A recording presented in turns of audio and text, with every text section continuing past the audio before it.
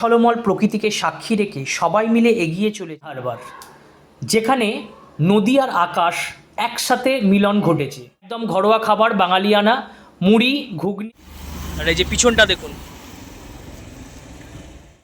মন চাইছিল আরও বেশিক্ষণ মন ভরে দেখি। 2025-এর 15ই আগস্ট চিনু ভাই লেফট রাইট করতে করতে যাচ্ছে, বলছে এত লেফট রাইট। আমি বললাম আজকে কি রাস্তা ভুল, গুগল ম্যাপে মেরেছি, এখনও আমাদের পৌঁছতে 9 মিনিট। যে মেম্বার সমেত আমার বেটার হাফ, সামনে চিনু ভাই, এখানে সোনাই, সব এন্ট্রি নিই।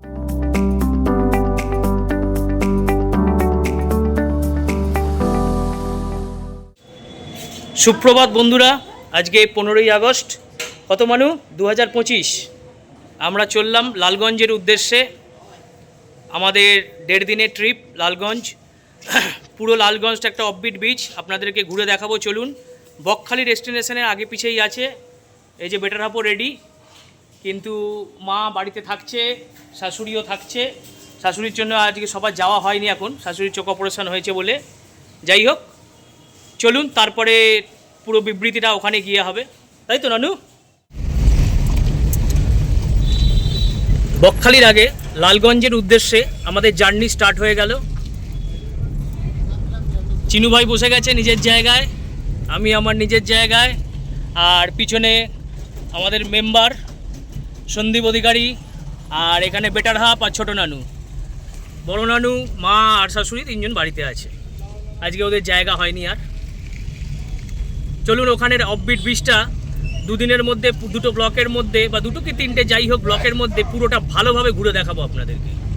আর এই যে এখন বেরোলাম, এখন টাইম দেখতে পাচ্ছেন, এখন বাজে হচ্ছে 8:15। দেখা যাক কতক্ষণ লাগে পৌঁছতে, সেটাও বলবো। আর রাস্তার ডেসক্রিপশানটা পরে খানিকটা যাওয়ার পর। এখন অ্যাজ ইউজুয়াল আমরা নেতাজিগড় থেকে বেরিয়েছি, হাওড়া নেতাজিগড় থেকে। চেনা রাস্তায় পার হওয়ার পরেতে আপনাদেরকে ডেসক্রিপশানটা দিয়ে দেবো। 2025 স্বাধীনতার দিন, নতুন দিগন্তে, নতুন পথের দিশা খুঁজতে 2025 টাকার তেল তুলে বেরিয়ে পড়লাম। মানে আমরা এক্সপ্লোরার রয় ফ্যামিলি। কোথায় যাচ্ছি বলুন তো? চলুন ঘুরে দেখাবো তাহলে। দ্বিতীয় হুগলি সেতুর টোল টপকাতেই নতুন দিনের নতুন সূর্য, নতুন মেঘের আড়ালে নতুন দিগন্তের হাতছানি দিয়ে আমাদের ডাকছে। ডাকছে আকাশ, ডাকছে বাতাস। শুভ্র তুলোর মতো মেঘপুঞ্জ যেন আজ বলছে নতুন নীল সমুদ্র সৈকতে আমাদের বিলীন হতে। এই মনোরম দৃশ্য উপভোগ করতে করতে, রৌদ্র ঝলমল প্রকৃতিকে সাক্ষী রেখে সবাই মিলে এগিয়ে চলেছি অচেনা এক সমুদ্র সৈকতের দিকে। পিছনে ফেলে যাচ্ছি আমাদের দ্বিতীয় হুগলি সেতু, তারপরে ফেলে গেলাম আমাদের মাঝেরহাট ব্রিজ। মাঝেরহাট ব্রিজ ফেলে যাওয়ার পরেতে আমরা বেহালা চৌমাথা, বেহালার নতুন দলের ক্লাবের থেকে শুরু করে তারপরে জোকা, সমস্ত কিছু পরস্পরকে ছাড়িয়ে আমরা আজকে পৌঁছতে চলেছি একটা অনবদ্য নীল সমুদ্র সৈকতের দিকে। চলুন সেখানে গিয়ে আমরা কি কি আনন্দ উপভোগ করলাম আর কি কি করলাম না, সমস্ত কিছু আপনাদেরকে একদম কোনো এডিট ছাড়া পুরোপুরি প্র্যাকটিক্যালভাবে দেখাবো।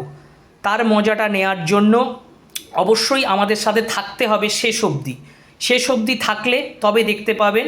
এটা যদিও আমাদের প্রথম ব্লগ। আমরা আমতলা ছাড়িয়ে এগিয়ে যাচ্ছি ডায়মন্ড হারবারের দিকে। বাঁ দিকে আমরা আমতলা ছেড়ে এলাম, ওদিক থেকে বাঁ দিকে চলে যাচ্ছে আপনার বারুইপুর। মানে বারুইপুর ক্রসিং থেকে আমতলা ছাড়িয়ে সোজা যেতে হবে। আমরা লালগঞ্জ যাওয়ার আগে ডায়মন্ড হারবার রোডটাই ধরলাম। ছুটির দিনে এলে ডায়মন্ড হারবার রোডটা ধরবেন। এর আগে বাঁ দিকের লেফট টার্ন থেকে ট্রাফিক ছিল বলে দেখাতে পারিনি, ওখান থেকে উস্সি দিয়েও যাওয়া যায়। যদি উস্সি দিয়ে যান তাহলে রাস্তাটা একটু ফাঁকা পাবেন। রাস্তাতে একটু বেশি হয় ডিস্টেন্সটা, এটা ডিস্টেন্সটা কম, কিন্তু বারবার ওটাই বললাম, যদি ছুটির দিন হয় তাহলে এই রোড নেবেন, না হলে উস্সি দিয়ে যাবেন, তাহলে আপনাদের পৌঁছতে সুবিধা হবে। আমরা এখন এসে পৌঁছলাম ডায়মন্ড হারবার, যেখানে নদী আর আকাশ একসাথে মিলন ঘটেছে। সমুদ্র আকাশের মিলন দেখেছি, এখানে এসে নদী আর আকাশের মিলন আমরা দেখলাম। অপরূপ সুন্দর দৃশ্য। আর যদি ছুটির দিনে আসেন, এখানে একবেলা কাটিয়েও যেতে পারেন। খাওয়া দাওয়ার সম্পূর্ণ ব্যবস্থা আছে, কোনো অসুবিধা নেই। জেটিতে বসে বা নদীর পাড়ে বসে কাটানো খুবই সুন্দর লাগবে আপনাদের, এটুকু বলতে পারি। আমরা যাচ্ছি এই ডায়মন্ড হারবারের ওপর দিয়ে লালগঞ্জ বিচের দিকে। যাই হোক, আমরা একটু 15-20 মিনিট উপভোগ করলাম, পেয়েছিল খিদেও, কি করব, আর লুচি পরোটায় গেলাম না। দেখুন একদম ঘরোয়া খাবার, বাঙালিয়ানা, মুড়ি, ঘুগনি, পেঁয়াজ, কাঁচা লঙ্কা, তার সাথে একটা করে ডিম ভাজা, সবাই মিলে এটা দিয়ে টিফিনটা সেরে নিলাম। একদম ফুটের পাড়ে বসে নির্দ্বিধায় পুরোপুরি ঘরোয়াভাবে করা। ঘুগনিটা খেতে এত টেস্টি ছিল যে আমার ওয়াইফ আর চিনু ভাই দুজনেই কিন্তু ডবল প্লেট খেলো। যাই হোক, এখান থেকে এই খাওয়া দাওয়া করার পরে আমরা এবার রওনা দেবো। ঘুগনি মুড়ি, ডিম সিদ্ধ, ডিম ভাজা, ডিম পোচ, সিগারেট, চা, বিড়ি সব কিছু থাকে। ক্যাম্পা, লিমকা, থামস আপ, জল ঠান্ডা। শুনে নিয়েছেন, আর এই দিদিভাই করে দিচ্ছে আমাদেরকে। এখন ডিম ভাজা করছে আর সেদ্ধ ডিম, যে যা খাবে খাবে। আমরা সবই খাওয়ায় ব্যস্তই আছি।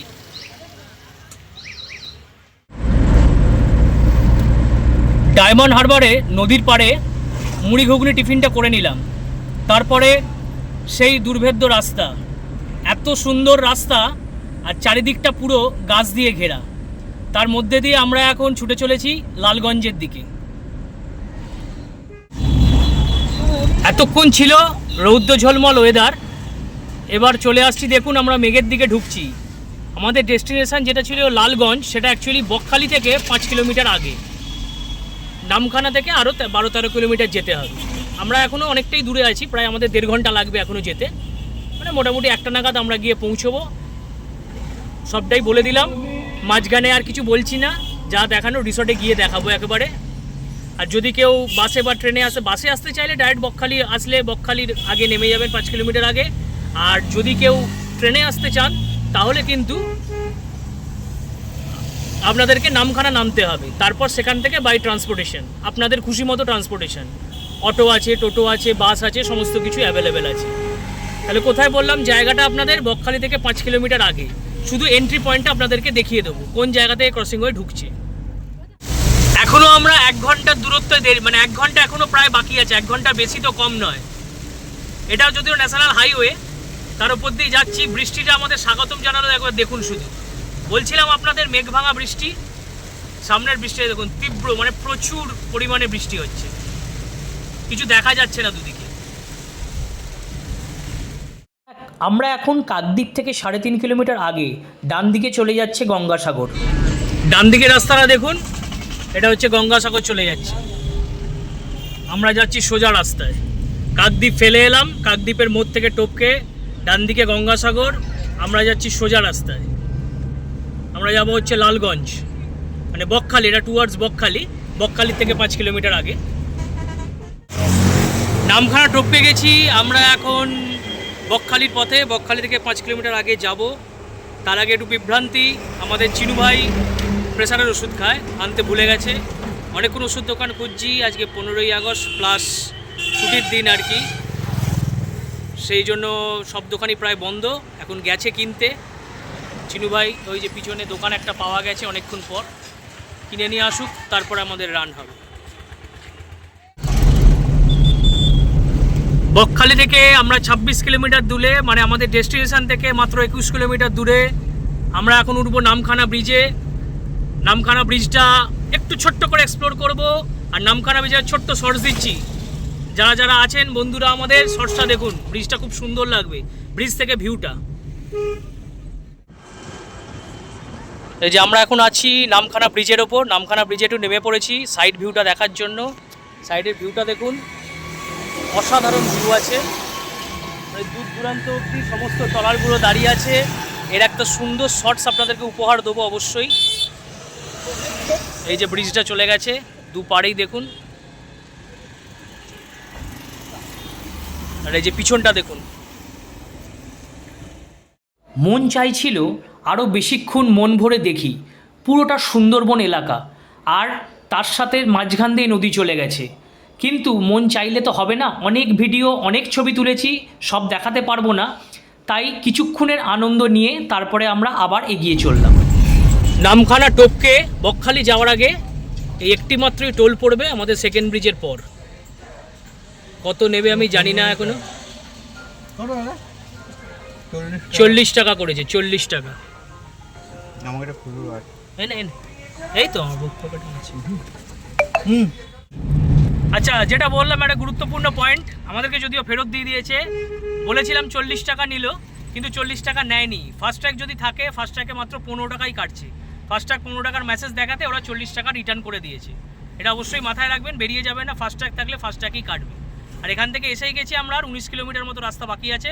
বকখালি 24 কিলোমিটার দেখা যাবে না, তার 5 কিলোমিটার আগে আমাদের লালগঞ্জ। ফ্রেজারগঞ্জটাও একটু ঘুরে দেখাবো যাওয়ার দিনকে। কত ধানের বীজ যাচ্ছে দেখুন। শস্য শ্যামলা পশ্চিমবঙ্গ, তার প্রকৃত উদাহরণ যেন প্রত্যেক পদক্ষেপে আমাদের কাছে তুলে ধরছে এই প্রকৃতি। দুদিকে অজস্র ধানের ক্ষেত, তার সামনে ধানের চারা। সবাইকে সঙ্গে নিয়ে, শস্য শ্যামলা প্রকৃতিকে সঙ্গে নিয়ে নতুন দিনে নতুনভাবে আমরা নতুন দিগন্তের দিকে ছুটে চলেছি। এর মজাটা সত্যি আলাদা।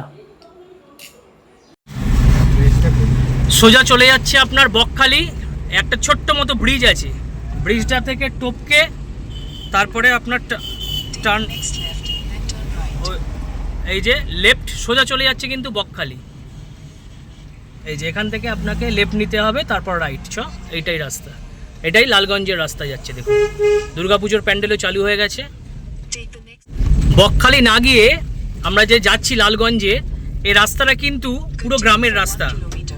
শুনতেই পাচ্ছেন, আমরা কিন্তু গুগল ম্যাপ ইউজ করেই যাচ্ছি। প্রচুর লেফট রাইট আছে, এগুলো বলে বোঝানো যাবে না। অবশ্যই গুগল ম্যাপ ইউজ করবেন বিচে পৌঁছানোর জন্য। এখান থেকে মানে ঢোকা থেকে 3 কিলোমিটার রাস্তা আছে। রাস্তাটা পুরোটাই এরকম দেখতে পাচ্ছেন তো, গ্রামের রাস্তা পুরোটাই। রাস্তা ভালো, রাস্তাতে কোনো খানাখন্দ নেই, কিছু নেই, কিন্তু প্রচুর বাঁক আছে। একটু বুঝে দেখে নেবেন, আর অবশ্যই গুগল ম্যাপটা ব্যবহার করে নেবেন। গ্রামের প্রকৃতিকে উপভোগ করতে করতে আমরা লালগঞ্জের দিকে এগিয়ে চলেছি। তার মাঝখানে চিনুভাই একটা ভালো কথা বলেছে। আজকে ইন্ডিপেন্ডেন্স ডে বেরিয়েছিলাম আমরা 2025-এর 15ই আগস্ট। চিনু ভাই লেফট রাইট করতে করতে যাচ্ছে, বলছে এত লেফট রাইট। আমি বললাম আজকে কি, এই যে লেফট আর রাইট। আর একটা হোমস্টেও এখানে আছে, নিউ সন্ধ্যা তারা হোমস্টে দেখতে পাচ্ছেন। এই যে এটা নয়, আমরা ভুল করে এটাকে ভেবে দাঁড়িয়ে গেছিলাম। এখানে একটা হোমস্টে আছে, অ্যাটাচ বাথরুম সমেত, কটেজ করা আছে, এখানেও থাকা যেতে পারে। সেটাও দেখিয়ে দিলাম, নেমে পড়েছিলাম বলে সেই জন্য আপনাদের দেখালাম। এই যে ফোন নাম্বারটাও আছে, দেখিয়ে দিলাম। কি জিনিস, রাস্তা ভুল গুগল ম্যাপে মেরেছি, এখনও আমাদের পৌঁছতে 9 মিনিট লাগবে। 2.3 কিলোমিটার দেখাচ্ছে এই যে গুগল ম্যাপ। আর রাস্তাটা কিন্তু পুরোটাই ইটের রাস্তা, সামনে দেখতে পাচ্ছেন। ঢুকেছি আমরা, ঢুকে ব্যাকে এসে তারপরে যাচ্ছি। চলুন দেখা যাক পৌঁছই। রাস্তা মানে গর্ত বা জল জমা নেই, কিন্তু ইটের রাস্তা, সাবধানে যেতে হবে, খুব সরু রাস্তা। বস জায়গাটা কিন্তু অসম, মনে হচ্ছে যেন জঙ্গলের মধ্যেই চলে এলাম। সমুদ্রের ধারে যাচ্ছি মনেই হচ্ছে না, জঙ্গলে সাফারির মতো লাগছে। গ্রাম আছে, গ্রাম দেখা যাচ্ছে না, দুদিকটা পুরো ভরা জঙ্গল, তার মাঝখান দিয়ে আমাদের গাড়ি ছুটছে। আমাদের যেতে আবার বেশি না, 8 মিনিট মতো দেখাচ্ছে গুগল ম্যাপ। এই দেখতে পেলাম কিছু মাটির আর খড়ের বাড়ি আছে, টিনের বাড়ি। তোমাদেরকেও নিয়ে যাই সঙ্গে করে। পাইপের বোরিংয়ের কাজ চলছে, একটু সরিয়ে দিতে বললাম, পাইপটা সরিয়ে দিল ঠাকুরমশাই। এক ঠাকুরমশাই সরালো, দাদাদের একটু ভিডিও করে নিলাম তার মাঝখানে। গুগল বলছে এটাই লাস্ট লেফট, এটাই ফাইনাল হলো আপাতত। ফাইনাল হয়ে ঢুকছি, আর 2 মিনিট দেখাচ্ছে, 400 মিটার। এই রাস্তাটা একটু কাদা আছে। ওই যে 400 মিটার গেলে আমরা ডেস্টিনেশনে পৌঁছবো। এটাই ঘরে বাইরে। জায়গাটা কিন্তু অসম, পুরো যোগাযোগ বিচ্ছিন্ন। যা যা লাগবে সঙ্গে করে কিন্তু সব নিয়ে আসবেন। একদিনের থাকার জন্যই জায়গা, আমরা একদিনই থাকবো। আজকে দিনটা রেস্ট ডে আছে, কালকে সারাদিনটা এনজয় করব সমুদ্রে। বোটে যাব, বোটে আজকেই যাওয়ার ইচ্ছা আছে। কিন্তু বললাম যা কিছু প্রয়োজনীয় জিনিস, খাবার দাবার বাদে, খাবার দাবার ইনক্লুড বাদে সমস্ত কিছু কিন্তু নিয়ে আসবেন। আর মোবাইল ডাটারও সমস্যা আছে, এটাও আগে থেকে বলে দিলাম। এই যে মেম্বার সমেত আমার বেটার হাফ, সামনে চিনু ভাই, এখানে সোনাই, সব এন্ট্রি নিচ্ছে। এই আমাদের ক্যাম্পের এন্ট্রি। সামনেই খুব সুন্দর পুকুর আছে, এই যে ফিশিং, মাছ প্রচুর।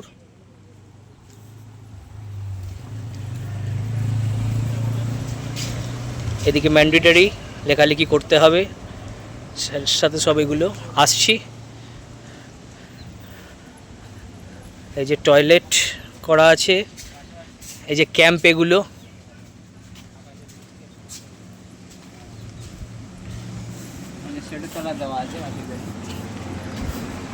এই যে ভেতরে দেখুন কি কি আছে, আর মুখে বলছি না, দেখে নিন।